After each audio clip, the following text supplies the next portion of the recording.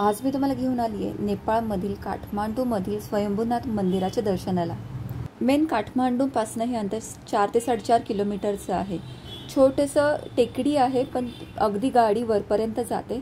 तिथनं साधारणतः 80 ते 100 पायऱ्या आहेत। पायऱ्या छोट्या छोट्या चढण आहे, तर मंदिर खूप सुंदर आहे। बघूयात तर मग आपण स्वयंभूनाथाचा एरिया। मेन एंट्री केल्यानंतर डाव्या बाजूला इच्छा तळे आहे। असंच तुम्ही कॉइन टाकून तुमचे विश मागू शकता।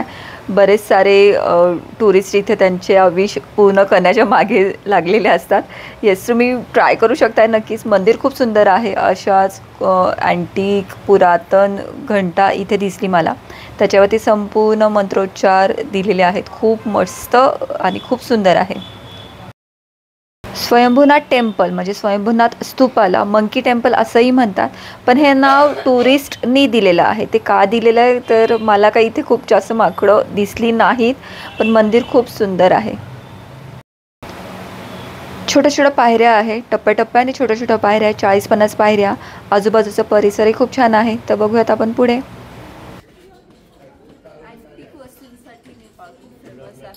प्रत्येक मंदिराच्या इथे तुम्हाला अँटिक वस्तूंचं मार्केट दिसणार आहे, त्यामुळे तुम्हाला जर आवड असेल कलेक्शनची तर नेपाळमध्ये शॉपिंग कुठे करावी किंवा माझा अनुभव नेपाळमधल्या शॉपिंग सेंटरचा तो मी वरती लिंक देतीच आहे, तो पण नक्की बघा।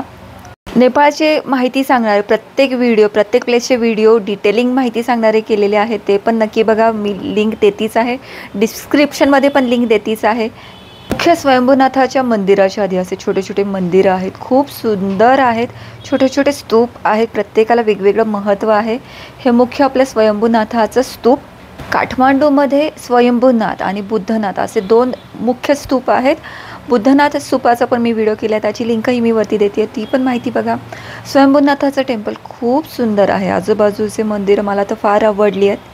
वरून संपूर्ण काठमांडू शहराचा व्ह्यू आपण बघू शकता। संपूर्ण काठमांडू शहर इथनं दिसतं।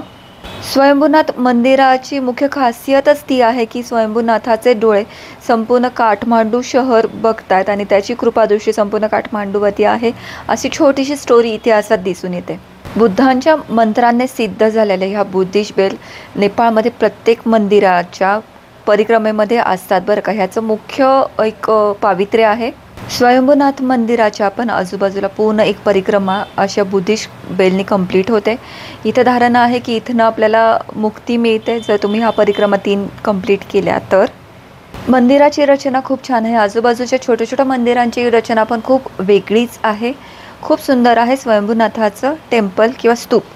नेपाळ एक्सप्लोअर करताना त्याच्या फोटोग्राफीमध्ये जे काही स्तूपांचं फोटोग्राफी दिसते तो हाच पॉईंट आहे बरं का। जगप्रसिद्ध असलेले हे छोटे छोटे स्तूप खूप सुंदर, खूप सुंदर। स्वयंभूनाथ मुख्य स्तूपाच्या बाहेरच ही रचना आहे। छोटे छोटे स्तूप आणि छोटी छोटी मंदिरं आहेत, खूप छान वाटतं। जर तुम्हाला ओरिजिनल क्रिस्टल आणि ओरिजिनल हँडपेड पेंटिंगची शॉपिंग जर करायची असेल तर स्वयंभूनाथाच्या टेम्पलच्या आजूबाजूचं मार्केट तुम्हाला खूप आवडेल।